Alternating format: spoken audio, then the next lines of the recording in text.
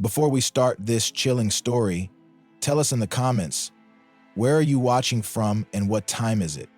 Your replies make this journey even more exciting.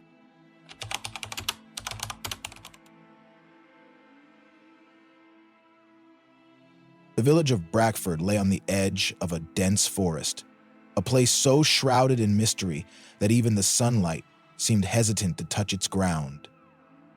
Its residents were reserved and guarded, rarely speaking of the strange happenings that had plagued the area for generations. Each winter, like clockwork, someone would vanish. No trace, no explanation, just silence. When Anna Blackwell, a young journalist from the city, was assigned to investigate the disappearances, she dismissed the rumors as small-town superstitions. As logical and skeptical, she was determined to uncover the truth behind the whispers. Yet, as she journeyed deeper into Brackford's secrets, she discovered that some truths are meant to stay buried. Anna arrived in Brackford on a cold, foggy afternoon. The air was heavy, the village unnervingly quiet.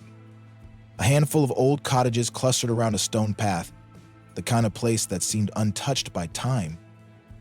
The shadows stretched long and foreboding, even in the pale daylight. The village inn was as unwelcoming as the town itself. Its caretaker, a stout woman with tired eyes, barely acknowledged Anna's presence as she handed over the room key. "People here don't talk to outsiders," she said bluntly, "especially about those things."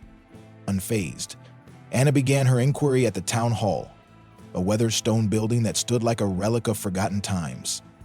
Inside, a few villagers murmured among themselves, falling silent the moment Anna mentioned the disappearances. Their faces were masks of fear and denial. Only the soft creak of the floorboards broke the silence. It wasn't until later that day, as Anna wandered through the market, that someone finally spoke to her. An elderly woman, wrapped in a tattered shawl, was seated near the edge of the square. Her eyes glinted with a strange mix of wisdom and sorrow. And she said, "Yes, you look small. You seek answers no one here will give," the woman said, her voice brittle like dry leaves. Anna hesitated, but her curiosity pushed her forward. "What do you know about the disappearances?" The old woman gave a bitter smile. "The forest takes what it wants. It always has. It feeds on fear, and it thrives in winter. This curse has hung over Brackford since it was settled. The more you dig, the closer you'll come to being its next victim." Anna shivered but pressed on. "How do you know this?" "I've seen it," the woman whispered. "The forest watches, it listens. Every step you take, every breath you draw, it counts. You've made your first mistake by coming here." That night, Anna lay in her cramped room, unable to sleep. Outside, the wind howled softly, carrying with it an almost human-like moan. The room grew colder, the shadows longer, and the sense of unease thicker. Her rational mind dismissed the old woman's words as superstition, yet a part of her couldn't shake the feeling that something was watching her. The next morning, armed with a flashlight and her determination, Anna ventured into the forest. At first, it seemed like any other woodland, quiet, still, and ancient. But as she ventured deeper, the atmosphere changed. The silence became oppressive. The air felt heavier, as though it pressed down on her with every step. And then she heard it, a faint whisper, barely audible, as if the trees themselves were speaking. She froze, her heart pounding. Turning in every direction, she found no source for the sound. It grew louder, closer, until it was all around her. Panic set in. When Anna tried to retrace her steps, the path she had taken was gone.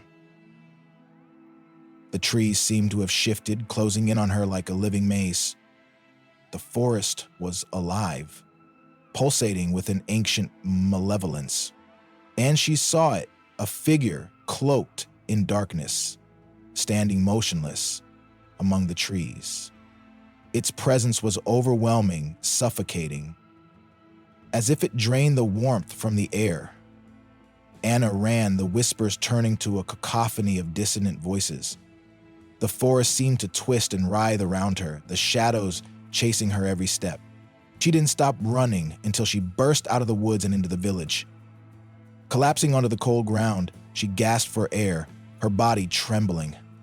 When she finally looked back, the figure was gone. But the fear lingered, etched into her very soul.